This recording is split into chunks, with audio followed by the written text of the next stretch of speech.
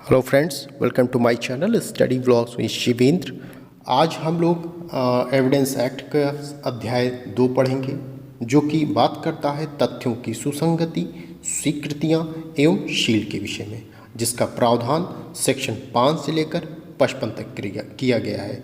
मैंने आपको पिछली वीडियो में बताया था कि आप एविडेंस एक्ट के जितने अध्याय हैं और वो अध्याय कहाँ से कहाँ तक है, सेक्शन कहाँ से कहाँ तक वो अध्याय प्रावधान किया गया है, ये पता होना चाहिए। क्योंकि ये भी आपसे क्वेश्चन पूछा जाता है कि ये अध्याय, ये जो प्रावधान है वो किस अध्याय में किया गया है। जैसे पूछा जाएगा सबूत का भार किस अध्याय में है, स्टॉपेल किस अध्याय में बताया गया है, तो ये आपका प्री के पर्पज से ये इम्पॉर्टेंट हो जाता है। एक कमेंट मुझे एक स्टूडेंट द्वारा किया गया था कि आप सर प्लीज़ हमें अध्याय जो इम्पोर्टेंट है वो हमें बता दीजिए। यूँ तो देखिए, जो भी 11 अध्याय हैं टोटल एविडेंस एक्ट में, 11 सभी इम्पोर्टेंट है, ज़्यादा अध्याय है नहीं, आप उसको याद कर सकते हैं। बट उसमें भी कौन सा मोस्ट इम्पॉर्टेंट है जिसको आप बिल्कुल नहीं छोड़ सकते, वो भी मैं आपको बताऊँगा। बट इसमें नहीं, नेक्स्ट वीडियो में पक्का मैं आपको बताऊँगा, ठीक है। आज हम लोग देखेंगे अध्याय 2, जो कि सेक्शन 5 से लेकर 55 तक का प्रावधान करता है। बट हम आज 5 से लेकर 16 तक के सेक्शन को कवर करेंगे। इससे पहले हमने वीडियो इसकी दे रखी है, आपको पता होगा। जो मेरा पढ़ाने का तरीका है ये है, जो प्री के लिए पढ़ाने का तरीका ये है कि पहले मैं बताता हूँ बेयर एक्ट प्लस नोट्स से अपने बोर्ड पर पूरा बताता हूँ, फिर उसके बाद मैं क्वेश्चन आंसर सॉल्व कराता हूँ। ये 2 बार मैं आपको ये चीज़ें करवाता हूँ, ठीक है। कि एक बार आप पहले पढ़ लीजिए, उसके बाद आप खुद क्वेश्चन आंसर सॉल्व करिए, आप खुद को एनालिसिस करिए कि क्या आप वो क्वेश्चंस कर पा रहे हैं अथवा नहीं कर पा रहे हैं, ठीक है। तो आज हम लोग सेक्शन 5 से लेकर 16 तक देखेंगे। हालांकि ये 5 से 55 तक है, बट वीडियो जो है काफ़ी लेंदी हो जाती, इसलिए हम तोड़ तोड़ के पढ़ेंगे, ठीक है। पार्ट वाइज पढ़ेंगे, आराम से पढ़िए, बट कंटिन्यू बनाए रखिए, आप लोग लगातार पढ़ते रहिए। और एक चीज़ और मैं आपसे कहना चाहता हूँ कि दिल से आपको थैंक यू बोलना चाहता हूँ आप सभी लोगों को, क्योंकि पिछली वीडियो ने आप लोगों ने उस वीडियो को बहुत ही ज़्यादा पसंद किया है, ठीक है। तो प्लीज़ आने वाली जो भी वीडियो होगी हमारी, इसी तरह आप लोग उसको पसंद करते रहें, लाइक करते रहें और अपने फ्रेंड सर्किल में भी उसको शेयर करते रहें। चलिए शुरू करते हैं आज के वीडियो को। तो हम लोग देखेंगे सेक्शन 5 से लेकर 16 तक जो जो क्वेश्चन आए हैं उनको कवर करेंगे, और ये भी देखेंगे कि क्या हमने जो पढ़ाया है क्या वो क्वेश्चंस इसमें हैं या नहीं हैं। चलिए, तो पहला क्वेश्चन शुरू करते हैं। भारतीय साक्ष्य अधिनियम 1872 की निम्न किस धारा में बताया गया है कि साक्ष्य विवादक तथ्यों और सुसंगत तथ्यों का दिया जा सकेगा? कहाँ बताया गया? सेक्शन 5 में बताया गया है, ठीक है। चलिए नेक्स्ट क्वेश्चन देखते हैं। आ का परीक्षण बी की हत्या के लिए किया जाता है, जो एक गदा से उसकी हत्या करने के इरादे से उसे मारता है। ए के परीक्षण के समय निम्नलिखित में से कौन सा विवादक तथ्य नहीं है? ध्यान रखिएगा, नहीं है। आपका ऑप्शन ए का गदा से बी को मारना, ठीक है, ये है। ए की सी से बातचीत, इसका कोई मतलब नहीं। ए का गदा से बी की मृत्यु कारित करना, बिल्कुल। ए का बी की मृत्यु कारित करने का आशय, तो इसमें से सिर्फ बी नहीं है, बाकी ये तीनों आपके क्या हैं? विवादक तथ्य हैं, ठीक है। चलिए देखिए, क्वेश्चन पकड़ने का एक तरीका ये भी होता है, यदि पूछा गया कि नहीं है, क्वेश्चन पूछा गया, तो आप पहले ये देख लीजिए कि क्या है, ठीक है में जो जो आपको लगता है कि है उस पर हल्का सा टिक आप कर दीजिए, हाँ ये है, ये है, ये है, ये नहीं है। अगर 4 में से आपको मिल गया कि 3 है तो बचा एक, तो वही नहीं होगा, तो वही आंसर आपका होगा। तो ये भी पकड़ने का एक तरीका होता है। देखिए, हमारा मकसद सिर्फ क्वेश्चन आंसर सॉल्व कराना नहीं है, बल्कि ये भी बताना है कि किस प्रकार से किया जाएगा क्वेश्चन आंसर सॉल्व, ठीक है। चलिए नेक्स्ट क्वेश्चन देखते हैं। साक्ष्य अधिनियम के किस उपबंध में उसी समव्यवहार का भाग बनना शब्दों का प्रयोग हुआ है? कहाँ हुआ है? सेक्शन 6 में, जिसे रेस जस्टे कहते हैं, ठीक है। आपको याद होगा जो जो मैंने पढ़ाया है वो सभी क्वेश्चन इसमें मिल जाएंगे आपको। चलिए, साक्ष्य अधिनियम की धारा 6 का प्रावधान जो एक ही समव्यवहार से जुड़े तथ्यों की प्रासंगिकता से संबंधित है, निम्नलिखित सिद्धांतों में से किस पर आधारित है? तो यह रेस जस्टिस पर आधारित है। ठीक है, एक ही समव्यवहार मैंने आपको बताया कि आप तुरंत पकड़ेंगे धारा 6 रेस जस्टिस। चलिए नेक्स्ट देखते हैं। आंग्ल विधि के रेस जस्टिस एक ही समव्यवहार के भाग के सिद्धांत का कहाँ उल्लेख किया गया है? ये किया गया है भारत में, महत्व है इसका, और इसे भारतीय साक्ष्य अधिनियम की धारा 6 में समावेशित किया गया है। बिल्कुल सही है ये आंसर। ठीक है, ये यूपी एपीओ में पूछा गया है क्वेश्चन, ध्यान रखिएगा। चलिए नेक्स्ट देखते हैं। इसी में भारतीय साक्ष्य अधिनियम के अंतर्गत सुसंगतता एवं ग्राह्यता है, क्या है? न तो समानार्थी है न ही समविस्तीर्ण है। मोस्ट इंपॉर्टेंट आपका क्वेश्चन रहेगा ये, यूपी एपीओ में पूछा गया क्वेश्चन है। ठीक है, ध्यान रखिएगा, न तो समानार्थी है न ही समविस्तीर्ण है, दोनों में न है। न ध्यान रखिएगा इन चीज़ों को, यहाँ ये चीज़ न और न। ठीक है, न तो समानार्थी न ही समविस्तीर्ण, ध्यान रखिएगा। नेक्स्ट, वे तथ्य जो भले ही विवादिक नहीं हैं, इस प्रकार विवादक तथ्यों से जुड़े होते हैं कि वे एक ही समव्यवहार का भाग होते हैं और वे, ऑप्शन आपके, संबंधित तथ्य और कार्य सिद्धांत के अंतर्गत सुसंगत होते हैं। बिल्कुल सही, ए आपका सही है। वे तथ्य जो दूसरे तथ्य से इस तरह जुड़े होते हैं कि उसी तथ्य का हिस्सा कहे जा सकते हैं, उनको सुसंगत तथ्य कहा जाएगा। यदि वे उसी समय घटित हुए हों, वे अलग अलग समय पर घटित हुए हों, ए और बी दोनों, ए और बी दोनों, सेक्शन 6 मैंने बताया था, या तो उसी समय उसी स्थान पर या विभिन्न समय विभिन्न स्थान पर घटित हुए हों। ठीक है, तो ये दोनों हो जाएगा। चलिए नेक्स्ट क्वेश्चन। नियम अनुश्रुत साक्ष्य ग्राह्य नहीं होते हैं का अपवाद है, कौन है? रेस जस्टिस, मोस्ट इंपॉर्टेंट आपका क्वेश्चन। ठीक है, ये आप ध्यान रखेंगे, अनुश्रुत साक्ष्य ग्राह्य नहीं होते हैं का अपवाद क्या है? सेक्शन 6 रेस जस्टिस। चलिए नेक्स्ट क्वेश्चन देख लेते हैं। निम्नलिखित में से किस मामले में अनुश्रुत साक्ष्य ग्राह्य नहीं है? तो किस में नहीं है? देखिए, यदि कथन विवादक समव्यवहार का एक भाग है, ये है। यदि कथन एक मृत व्यक्ति का है जब वह उसकी मृत्यु के कारण से संबंधित हो, ये भी है।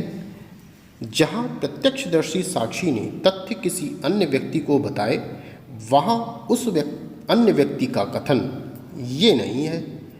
लास्ट है, पुस्तकों में विशेषज्ञों के अव्यक्त कथन यदि लेखक मृत हो या खोजा ना जा सकता हो, ये है। तो सी ऑप्शन आपका नहीं है। जहाँ प्रत्यक्षदर्शी साक्षी ने तथ्य किसी अन्य व्यक्ति को बताए, वहाँ उस अन्य व्यक्ति का कथन, ये नहीं है। देखिए, ये जो मैंने अंडरलाइन मारा है उसको ध्यान दीजिएगा। धारा 6 एवं धारा 32 के अंतर्गत एवं धारा 60 के परंतुक के अंतर्गत अनुश्रुत साक्ष्य ग्राह्य है। ठीक है, इसको एक जगह आप नोट डाउन कर लीजिएगा। 3 सेक्शन, 6, 32, 60 का परंतुक। ठीक है, तो ऐसे ही जो इम्पोर्टेंट हो, जो बॉक्स में बताए गए हों, आप उनको अंडरलाइन करते रहा करिए। हमें जहाँ लगाए मैंने उस हिसाब से किया। आपको जिस हिसाब से लगता है, जो बॉक्स लगता है कि ये चीज़ें इंपॉर्टेंट है, तो वो आप अपने हिसाब से अंडरलाइन करिएगा। ठीक है, चलिए नेक्स्ट क्वेश्चन देखते हैं। एक पत्नी ने मात्र तेज भागता हुआ वाहन देखा था जिसने कुछ दूरी पर उसके पति को कुचल दिया था। उसने दुर्घटना स्वयं नहीं देखी थी। पति की एक दिन बाद हृदयाघात से मृत्यु हो गई। क्या पत्नी का यह साक्ष्य लिया जा सकता है कि दुर्घटना के उपरांत घायल पति ने उससे क्या कहा था? तो बिल्कुल हाँ, ये क्या हो जाएगा? रेस जस्टिस का एक भाग हो जाएगा। आर वर्सेस फोस्टर का मामला आपको याद होगा, उसी से संबंधित यह मैटर है। ये एपीओ में पूछा गया है आपके। ठीक है, ध्यान रखेंगे, ये मृत्युकाली घोषणा नहीं होगा, अनुश्रुत साक्ष्य नहीं होगा, नहीं यह मात्र अनुश्रुत साक्ष्य है, ये भी नहीं होगा। ठीक है, नहीं, क्योंकि यह विशेषाधिकृत संसूचना है, ये भी नहीं होगा, यही होगा। हाँ, यह रेस जस्टिस का एक भाग है। ये ध्यान दीजिए, क्वेश्चन मोस्ट इंपॉर्टेंट है। यहाँ काफ़ी स्टूडेंट फंस जाते हैं। ठीक है, तो ये आप जानते रहिए, आर वर्सेस फोस्टर का मामला आप पढ़ेंगे तो उसमें मिलेगा आपको। ठीक है, तो उसी से ये संबंधित है। चलिए नेक्स्ट, RM मालकानी वर्सेस महाराष्ट्र राज्य में सुप्रीम कोर्ट ने निर्धारित किया है कि एक प्रासंगिक बातचीत का समकालीन टेप रिकॉर्ड एक प्रासंगिक तथ्य है। यह क्या है? रेजिस्टे है। रेजिस्टे में मैंने आप ये केस बताया था, RM मालकानी वर्सेस महाराष्ट्र राज्य। चलिए नेक्स्ट क्वेश्चन देखते हैं। सांवलदास वर्सेस बिहार राज्य का मामला किससे संबंधित है? यह रेजिस्टे से संबंधित है। इस वाद में FIR को एक समव्यवहार का भाग माना गया था। निम्नलिखित में से कौन साक्ष्य में ग्राह्य नहीं है? देखते हैं। यदि आप मान लें पत्राचार का अंग निर्मित करने वाले एक पत्र में है तो संपूर्ण पत्राचार ये है। प्रहार हो जाने के उपरांत एक दर्शक द्वारा बोले गए शब्द। नेक्स्ट, एक सुसंगत वार्तालाप का एक समकालीन टेप रिकॉर्ड, ये भी है। एक ऐसे साक्षी का साक्ष्य कि मृतक ने उसे क्या कहा था जिसने मात्र एक द्रुत गतिमान वाहन को देखा था परंतु दुर्घटना को नहीं, ये भी है। तो बी नहीं है। ठीक है, कौन सा साक्ष्य में ग्राह्य नहीं है? बी नहीं। प्रहार हो जाने के उपरांत एक दर्शक द्वारा बोले गए शब्द, क्योंकि कुछ टाइम बीत गया उसके बाद बोला गया है। ठीक है, तो ये सबसे सुटेबल जो आंसर होगा वो बी होगा, वही नहीं है। नेक्स्ट, अ पर ब को पीटकर उसकी हत्या करने का अभियोग है। निम्नांकित में से कौन से तथ्य सुसंगत होंगे? तो देखते हैं। अ ने ब को जो कुछ कहा हो, बिल्कुल। पीटने के समय अ या ब के पास खड़े व्यक्तियों ने जो कुछ कहा था, ये भी है। पीटने के थोड़ी समय पश्चात अ ने पास खड़े व्यक्तियों से जो कुछ कहा हो, ये भी। तो उपरोक्त सभी होंगे सही। ठीक है, चलिए नेक्स्ट क्वेश्चन देख लेते हैं।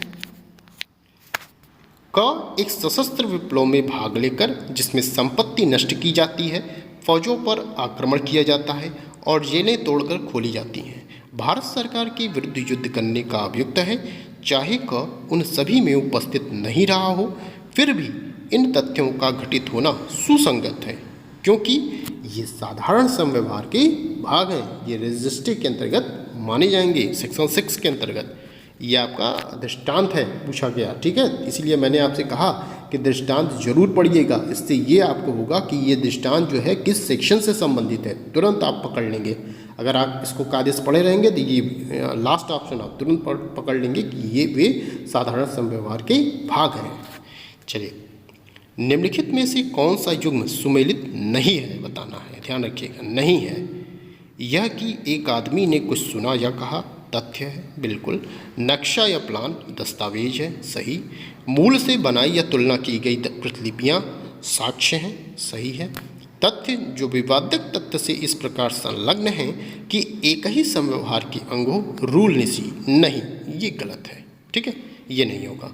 तथ्य जो विवादक तथ्य से इस प्रकार संलग्न हैं कि एक ही समव्यवहार के भाग हो, आंग्ल विधि में रेस जस्टे का सिद्धांत कहलाता है। ठीक है, रूल निसी नहीं। चलिए नेक्स्ट, निम्नांकित में सुसंगत तथ्य क्या है? क या का ख की हत्या के लिए विचारण होता है। तथ्य कि ख जानता था कि क ने ग की हत्या की है, बिल्कुल। ख ने क से धन जबरदस्ती वसूल किया, ठीक है। ख विवाहित था, इससे कोई मतलब नहीं। ख ने क की जानकारी को लोक विदित करने की धमकी दी थी, ठीक है। तो इसमें पहला, दूसरा और चौथा ऑप्शन आपका सही होगा। ठीक है, तीसरा नहीं। ख विवाहित था, इससे कोई मतलब नहीं। ये APO में पूछा गया क्वेश्चन है आपका। एविडेंस के अधीन रेस जस्टे का सिद्धांत लागू होता है। मोस्ट इंपॉर्टेंट क्वेश्चन आपका, कहाँ लागू होता है?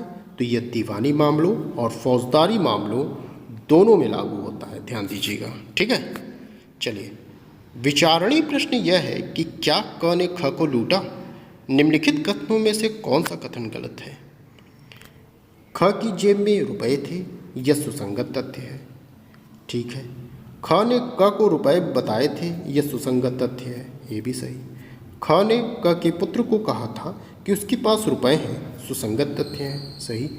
ख ने अन्य व्यक्तियों से कहा था कि उसके पास रुपए हैं, सुसंगत तथ्य नहीं है, नहीं सुसंगत तथ्य हैं, तो अर्थात डी ऑप्शन आपका गलत है।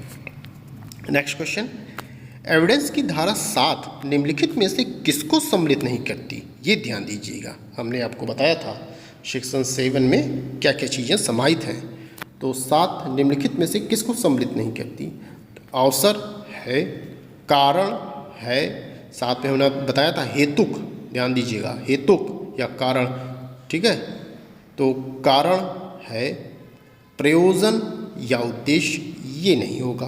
प्रभाव है, इफेक्ट, हमने बताया था प्रभाव, ठीक है, ये है। तो अवसर, कारण, प्रभाव ये है, बट प्रयोजन नहीं है, ठीक है, ये नहीं है। चलिए नेक्स्ट क्वेश्चन। प्रश्न यह है कि क्या ए ने लड़ाई के दौरान बी की मृत्यु कारित की है?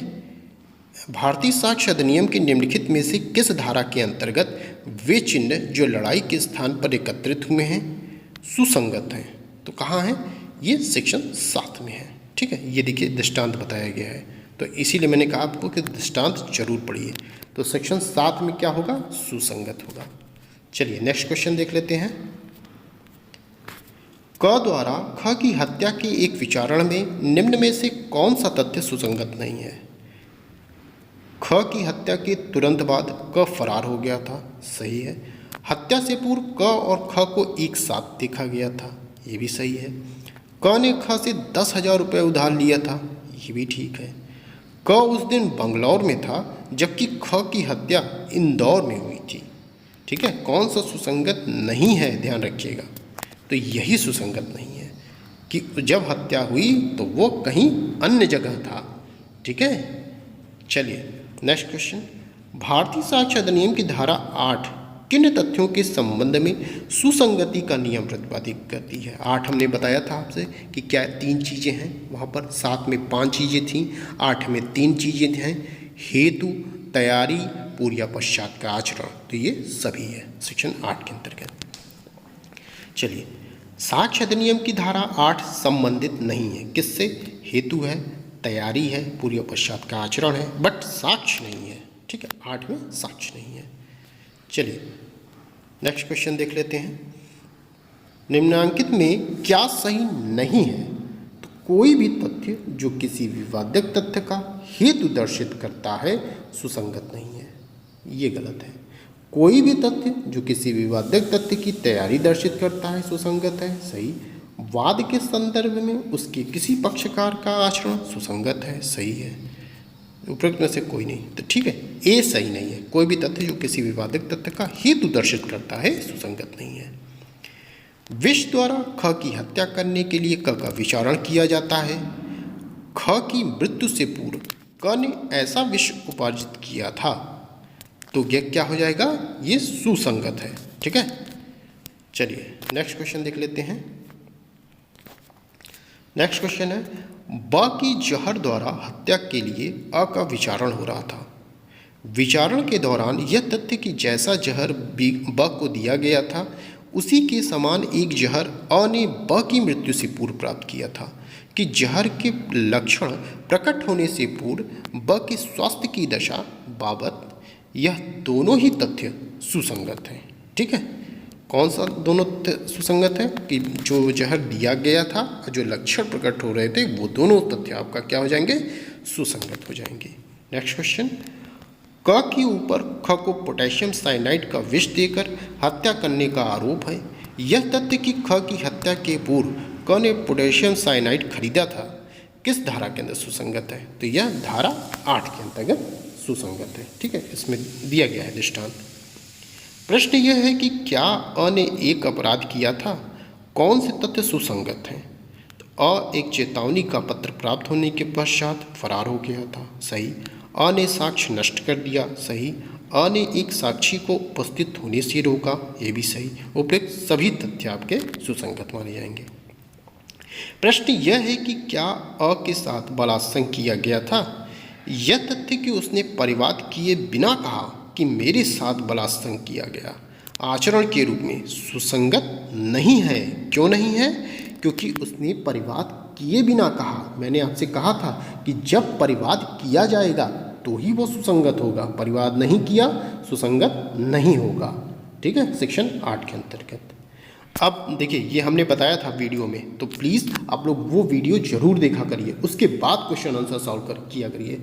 शॉर्टकट बिल्कुल मत मारिए, ठीक है, शॉर्टकट ना मारिए। पहले वीडियो आप देखिए, बैरक पढ़िए, नोट्स पढ़िए, उसके बाद आप आइए घटना चक्र पर यहाँ पे, क्वेश्चन आंसर सॉल्व करने। मैं बार बार आपसे कह रहा हूँ, सीधे क्वेश्चन आंसर सॉल्व करने बिल्कुल मत आइए।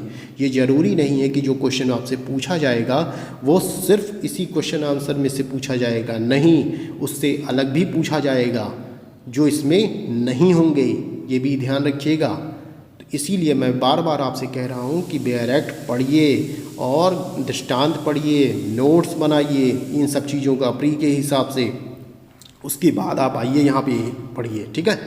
चलिए नेक्स्ट क्वेश्चन देख लेते हैं।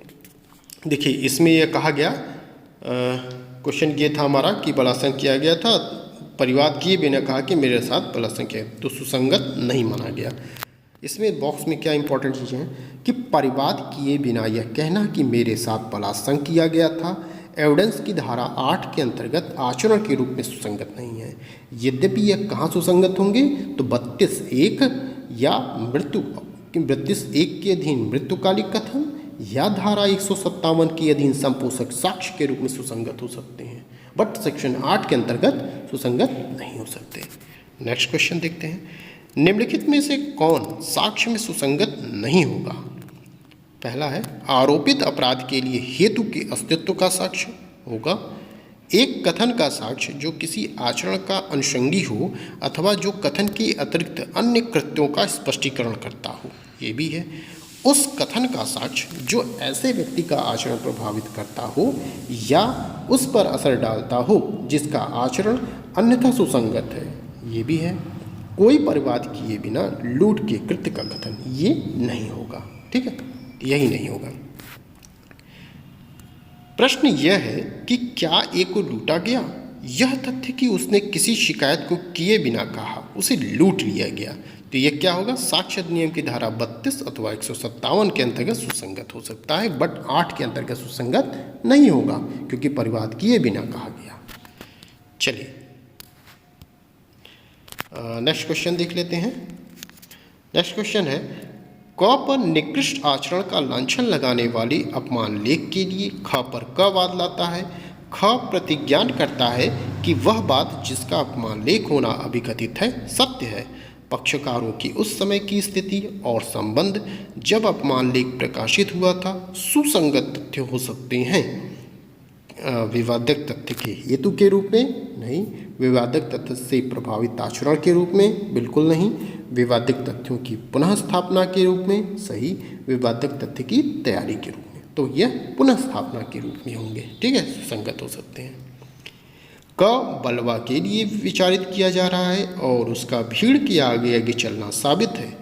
भीड़ की आवाज़ें क्या हैं? समव्यवहार की प्रकृति को स्पष्ट करने के लिए सुसंगत है, ऑप्शन बी, ठीक है, ये सही होगा। सेक्शन 9 की बात हो रही है, ध्यान रखिएगा। नेक्स्ट है, देखिए यह प्रश्न धारा 9 के साथ संलग्न दृष्टांत 6 पर आधारित है, ठीक है। अ पर चोरी का अभियोग है, उसे चोरी की संपत्ति ब को देते हुए देखा गया है। ब को वह संपत्ति अ की पत्नी को देते हुए देखा गया है। ब संपत्ति देते हुए कहता है अ ने कहा है कि तुम्हें इन्हें छिपा देना है। ब का कथन क्या है? सुसंगत है उस तथ्य को स्पष्ट करने के लिए जो कि उसी समव्यवहार का भाग है, ठीक है। चलिए नेक्स्ट क्वेश्चन देख लेते हैं। शिनाख्त परेड सुसंगत है, कहाँ? सेक्शन 9 में, मोस्ट इंपॉर्टेंट।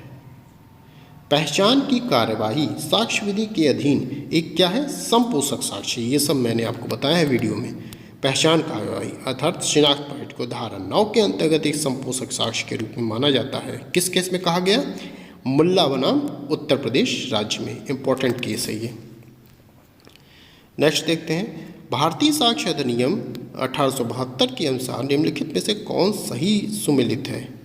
ठीक है, स्मृति ताज़ा करना 158 गलत, 159 में है। पहचान की कार्यवाही धारा 10 गलत, धारा 9 में है। स्वीकृति ये धारा 17 में है, गलत है। उपरोक्त में से कोई नहीं, तो सही सुमेलित है यही डी, क्योंकि कोई भी सही नहीं है। आइए नेक्स्ट क्वेश्चन देख लेते हैं। शिनाख्त परेड किसके द्वारा ली जाती है? पुलिस अधिकारी, मजिस्ट्रेट, कोई भी नागरिक, तो इसमें से कोई भी कर सकता है। बट शिनाख्त परेड देखिए पुलिस अधिकारी द्वारा, किसी भी नागरिक द्वारा तथा मजिस्ट्रेट द्वारा ली तो जा सकती है, किंतु पहचान कार्रवाइयाँ करने में मजिस्ट्रेट को प्राथमिकता दी जाती है। ठीक है, चलिए नेक्स्ट क्वेश्चन देखते हैं। इसको सुमेलित करना है। तथ्य जो विवादित तथ्य का परिणाम है, तो कौन सा है? सेक्शन 7। तथ्य जो एक ही समव्यवहार के भाग हैं, कौन सा? धारा 6। तथ्य जो विवादित तथ्य की तैयारी दर्शाता हो, कौन सा है? 8। सुसंगत तथ्यों की स्पष्टीकरण या पुनः स्थापन के लिए आवश्यकता, धारा 9 में बताया गया। चलिए इसको भी सम्मिलित करना है। हेतु का प्रावधान 8 में, निश्चायक सबूत 4 में, प्राथमिक साक्ष्य 62, प्राइवेट दस्तावेज 75, लोक दस्तावेज 74, द्वितीयक साक्ष्य 63। चलिए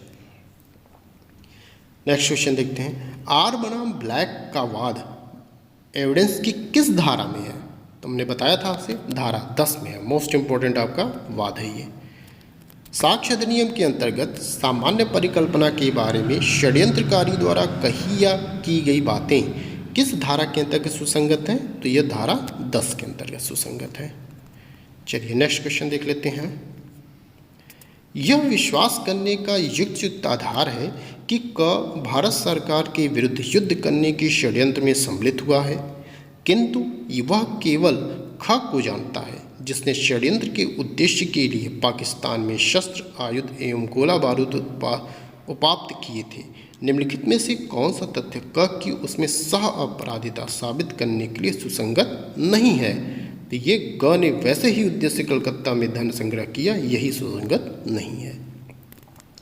नेक्स्ट देखते हैं। देखिए ये बताया गया है, प्रस्तुत समस्या में मात्र यह कि ग ने वैसे ही उद्देश्य कलकत्ते में धन संग्रह किया, धारा 10 के आकर्षित होने के लिए पर्याप्त नहीं है, जब तक कि यह दर्शित न हो कि उक्त धन का उपयोग उस षड्यंत्र में किया गया था। अर्थात जिस चीज़ के लिए आप काम कर रहे हैं उसका यूज़ उस षड्यंत्र में होना चाहिए।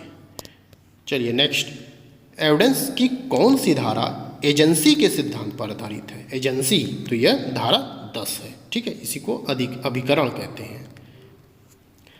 एविडेंस की निम्न धाराओं में से किसमें अन्यत्र उपस्थिति प्ली ऑफ फिलिबाई का संबंध है? तो यह धारा 11।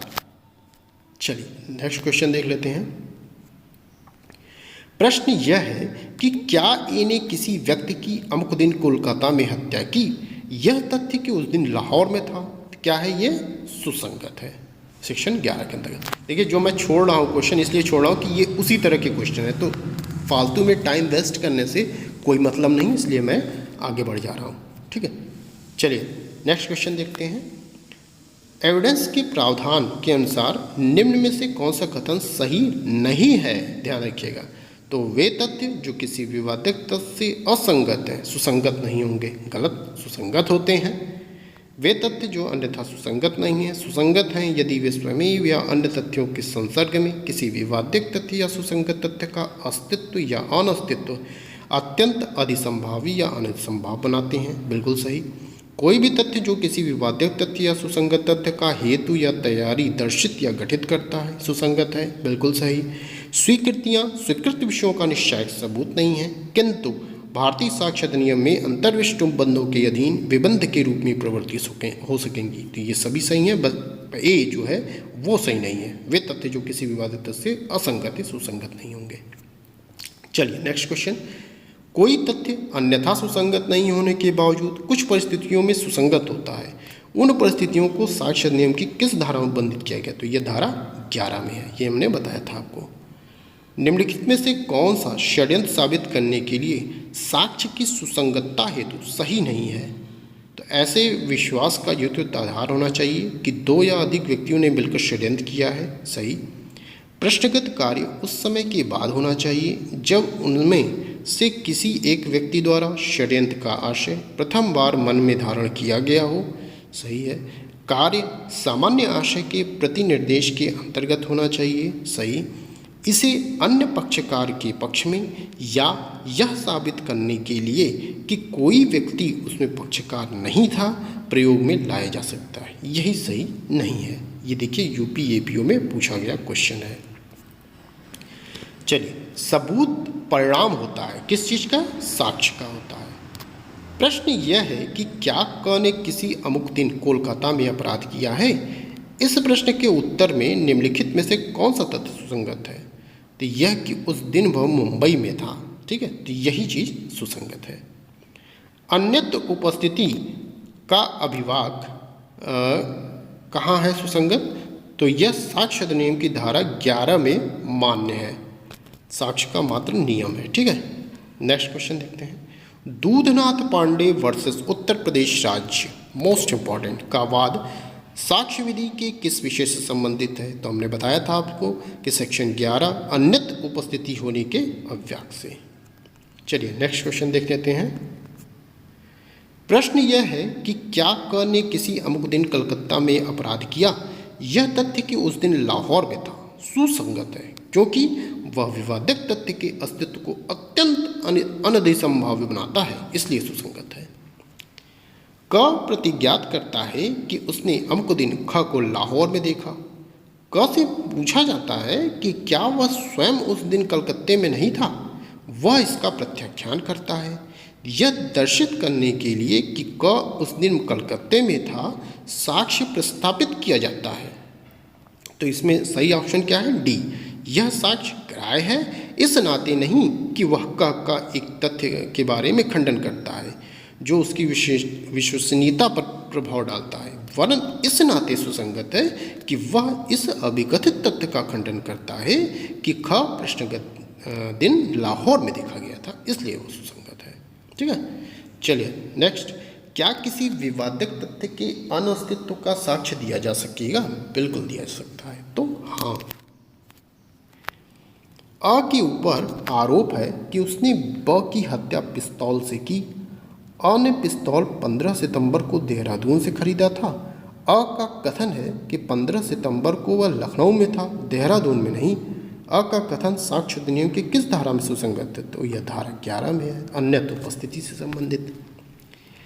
एविडेंस की धारा 13 के अनुसार जबकि डैश डैश प्रश्नगत है तब सुसंगत तथ्य। तो डैश डैश में क्या रहेगा कि अधिकार या रूढ़ि प्रश्नगत है। 13 में अधिकार या रूढ़ि से संबंधित प्रश्न पूछा गया है। ठीक है, से संबंधित है, अधिकार या रूढ़ि से संबंधित चीज़ें हैं 13 में। ठीक है, ध्यान रहिए। भारतीय साक्ष्य अधिनियम की धारा 13 में अधिकार अथवा रूढ़ि को स्पष्ट करने हेतु कोई समव्यवहार या विशिष्ट उदाहरण सुसंगत होते हैं, किंतु ये किसी अपराध के अस्तित्व के बारे में सुसंगत नहीं होते। यह अवधारणा किस वाद में प्रतिपादित की गई थी। तो यह सूरजमणि बनाम दुर्गाचरण में ये प्रतिपादित किया गया था। चलिए नेक्स्ट क्वेश्चन देख लेते हैं। एविडेंस की धारा 14 के अंतर्गत मन की दशा प्रकट करती है क्या। आशय, ज्ञान, सद्भाव, सभी। तो यह सभी प्रकट करती है, मैंने बताया था 14 बढ़िया से। निम्नलिखित में से कौन एविडेंस की धारा 14 के अंतर्गत मानसिक दशा दर्शाने के रूप में वर्णित नहीं है। कौन नहीं है। दुराशय है, हेतुक नहीं है, सद्भाव है, उपेक्षा है। तो दुराशय, सद्भाव, उपेक्षा तो है बट हेतुक नहीं है। किसी व्यक्ति के मन या शरीर की दशा या शारीरिक संवेदना का अस्तित्व दर्शाने वाले तथ्य निम्न में से किस अधिनियम में सार्थक होते हैं। तो यह दंड प्रक्रिया संहिता की धारा 280 में, सीपीसी के आदेश 18 व नियम 12 में, एविडेंस की धारा 14 में। तो ये सभी धाराओं व नियमों में सुसंगत होते, सार्थक होते हैं। ठीक है, ध्यान रखिएगा। डिटेल थोड़ा पढ़ लेते हैं। एविडेंस की धारा 14 के अंतर्गत मन या शरीर की दशा या शारीरिक संवेदना का अस्तित्व दर्शित करने वाले तथ्य सुसंगत हैं। इसी प्रकार दंड प्रक्रिया संहिता की धारा 280 के अंतर्गत भी न्यायाधीश साक्षी की भावभंगिमा के बारे में टिप्पणियां कर सकता है और ऐसा ही उपबंध सीपीसी के आदेश 18 नियम 2 में किया गया है, जो मन या शरीर की दशा या शारीरिक संवेदना का ही द्योतक है। चलिए नेक्स्ट क्वेश्चन। एविडेंस की धारा 14 में निम्न में से कौन से तथ्य सुसंगत होते हैं। तो ऑप्शन है आपके मुख्यतः मन की दशा को बताने वाले तथ्य, शरीर की दशा को बताने वाले तथ्य, शारीरिक संवेदनाओं को बताने वाले तथ्य। तो ये सभी सुसंगत होते हैं। चोरी का एक ऐसा माल प्राप्त करने का अभियुक्त है जिसे वह जानता है कि वह चोरी का है। यह सिद्ध कर दिया जाता है कि चोरी की एक विशिष्ट वस्तु उसके कब्जे में थी। यह तथ्य कि उसी समय उसके कब्जे में अन्य कई चोरी की वस्तुएं थीं, तो यह क्या हो जाएगा? सुसंगत है। क पर ख की ख्याति की अपहानि करने के आशय से एक लांछन प्रकाशित करके ख की मानहानि करने का अभियोग है। यह तथ्य कि ख के बारे में क ने पूर्व प्रकाशन किए जिनमें ख के प्रति क वैमनस्य दर्शित होता है, सुसंगत है। उससे ख की ख्याति की अपहानि करने का आशय साबित होता है। ऑप्शन सी इसका सही होगा, ध्यान दीजिएगा। ठीक है, चलिए। क चुराया हुआ माल यह जानते हुए कि वह चोरी का है प्राप्त करने का अभियुक्त है। उपरोक्त दृष्टांत कहाँ का है? तो ये धारा 14 का है। इसीलिए हमने कहा कि देखिए दृष्टांत दे दिया जाता है, पूछा जाता है कि किस सेक्शन से संबंधित है, तो जब आप दृष्टांत पढ़े रहेंगे कायदे से तभी आप बता पाएंगे। चलिए नेक्स्ट क्वेश्चन देख लेते हैं। नेक्स्ट क्वेश्चन है, क साशय असन द्वारा ख की मृत्यु कारित करने के लिए हत्या के लिए विचारित है। यह तथ्य कि क लोगों पर उनकी हत्या करने के आशय से असन करने का अभ्यासी था। ये ध्यान रखिए, अभ्यासी, ये हमने बताया था आपको, अभ्यासी है तो विसंगत है। अभ्यास्त, अभ्यासी, ठीक है, ये सब रहेगा तो विसंगत होगा। मैंने आपको वीडियो में बताया था ये ट्रिक, वो इसीलिए मैं कह रहा हूँ कि वीडियो जरूर देखिएगा, उसके बाद आप आइए क्वेश्चन आंसर सॉल्व करने। तो ये धारा 14 के अंतर्गत विसंगत है। कहाँ है? दृष्टांत ड़ में है। ठीक है, तो इसको आप देख लीजिएगा। ऐसी उपेक्षा के लिए ब प्रवाद लाता है जो ब ने उसे युक्त रूप से अनुपयोग गाड़ी भाड़े पर देने द्वारा की, जिससे अ को क्षति हुई थी। यह तथ्य कि ब उन गाड़ियों के बारे में जिन्हें वह भाड़े पर देता था अभ्यासत, ध्यान दीजिए, अभ्यासत क्या है? उपेक्षावान था, तो क्या है? विसंगत है। तो ये सब चीज़ें क्या आ जाएंगी? विसंगत। चलिए नेक्स्ट क्वेश्चन देखते हैं। एक्स वाई के विरुद्ध नुकसान के लिए जो वाई के कुत्ते द्वारा जिसका हिंसक होना वाई जानता था वाद लाता है। यह तथ्य कि पूर्व में भी वाई के कुत्ते ने ए बी एवं सी को काटा था, तो ये क्या है? सुसंगत तथ्य होगा। धारा 14 के अंतर्गत दृष्टांत सी में दिया गया है। एविडेंस की निम्न किस धारा में पूर्व दोष सिद्धि सुसंगत है? ध्यान दीजिए, हमने बताया था आपको कि ये पूछे जाते हैं क्वेश्चन, और स्पष्टीकरण आप जरूर याद रखिए, चाहे वो सेक्शन 8 का हो चाहे वो सेक्शन 14 का हो। 8 में भी 2 स्पष्टीकरण, 14 में भी 2 स्पष्टीकरण, दोनों स्पष्टीकरण आपको पता होना चाहिए। देखिए यहाँ पूछ दिया गया है क्वेश्चन कि पूर्व दोष सिद्धि कहाँ है, किस स्पष्टीकरण में। जब आप पढ़े रहेंगे तो ही आप बता पाएंगे। तो 14 के स्पष्टीकरण 2 में है। ठीक है, चलिए पहले में क्या था कि देखिए 14 का 2 है स्पष्टीकरण, एक पहला है एक और दूसरा है। दूसरे में क्या है? पूर्व दोष सिद्धि, और वहाँ सामान्य और विशिष्ट की बात की गई है। ठीक है, मानसिक दशा, तो वहाँ विशिष्ट होगा, ध्यान रखिए, सामान्य नहीं। पहले स्पष्टीकरण में वो भी पूछा जाएगा कभी न कभी। तो निम्नलिखित में से कौन सा कथन सही नहीं है? तो अपेक्षित मानसिक दशा दर्शाने वाले तथ्य सुसंगत होते हैं, सही। प्रत्येक उस तथ्य का साक्ष्य दिया जा सकता है जिससे एक व्यक्ति की शरीर की दशा या शारीरिक संवेदना का अनुमान लगाया जा सके, सही है। ऐसे तथ्यों का साक्ष्य दिया जा सकता है जो एक व्यक्ति के साधारणतः मन की दशा को साबित करता है। देखिए यही गलत हो गया, यहाँ क्या कहा जा रहा है? यहाँ साधारणतः मन की दशा कहा जा रहा है, जबकि विशेषतः होगा। ठीक है, विशेष की बात की गई है, तो यहाँ गलत हो जाएगा। कुछ मामलों में एक व्यक्ति की पूर्व स्थिति भी सुसंगत हो सकती है, सही है। तो सी ऑप्शन इसका सही नहीं है। देखिए कहा गया धारा 14 के स्पष्टीकरण 1 के अनुसार जो तथ्य मन की दशा को दर्शित करने के नाते सुसंगत है, उस तथ्य को साधारणतः नहीं अपितु विशिष्ट तथ्य के संबंध में होना चाहिए। ध्यान दीजिए। चलिए नेक्स्ट क्वेश्चन देखते हैं हम लोग, सुमेलित करने के लिए है कि धारा 7 में क्या है। तो धारा 7 में क्या है? सुसंगत तथ्यों के हेतुक, तो हेतुक से आप पकड़ लेंगे, 7 में है। 8 में क्या है? सुसंगत तथ्यों का हेतु की बात की गई है। ठीक है, अब धारा 11 में क्या है कि तथ्य जो सुसंगत तथ्य से असंगत है, ये बात की गई। और धारा 14 में क्या है? शरीर की किसी दशा को दर्शित करने वाले तथ्य की बात की गई है। ठीक है, चलिए नेक्स्ट क्वेश्चन देखते हैं। प्रश्न यह है कि क्या एक विशिष्ट पत्र ए को मिला? यह तथ्य कि पत्र सम्यक अनुक्रम में डाक में डाला गया था और वह पुनः प्रेषण केंद्र द्वारा लौटाया नहीं गया था, तो ये क्या है? ये सुसंगत होगा। चलिए नेक्स्ट क्वेश्चन। साक्ष्य अधिनियम की निम्नलिखित धाराओं में से कौन सी धारा स्वीकृति को परिभाषित करती है? अब देखिए ये स्वीकृति आ गया, तो हम लोगों ने यहाँ तक पढ़ा था, ठीक है। तो यहाँ तक सेक्शन 16 आप देख रहे हैं, ये है सेक्शन 16, यहाँ तक हम लोगों ने पढ़ा है। तो यहाँ तक हम लोग क्वेश्चन आंसर सॉल्व किए। अब हम जब अब पढ़ेंगे एडमिशन पढ़ेंगे या कन्फेशन, तब हम उसकी चर्चा करेंगे। एडमिशन कन्फेशन के पहले मैं वीडियो लूँगा, आपको बताऊँगा कि क्या इम्पोर्टेंट है, क्या पढ़ना है, क्या नहीं पढ़ना है।